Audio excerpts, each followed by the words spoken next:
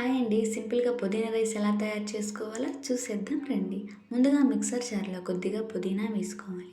పచ్చిమిర్చి, అల్లం, వెల్లుల్లి, ఆనియన్స్ అయితే తీసుకోవాలి. పచ్చిమిర్చిని సన్నగా తరిగి చిన్న ముక్కలుగా తీసుకోవాలి.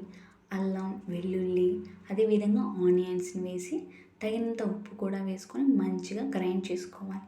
ప్యాన్ పెట్టి హీట్ ఎక్కిన వెంటనే ఆయిల్ వేసి, ఆయిల్ కూడా మంచిగా హీట్ ఎక్కిన వెంటనే పల్లీలు, పోపు దినుసులు, అదేవిధంగా కొద్దిగా కరివేపాకు వేసుకొని మంచిగా ఫ్రై చేసుకోవాలి. సన్నగా తరిగిన ఉల్లిపాయలను కూడా వేసి మంచిగా ఫ్రై చేసుకోవాలి.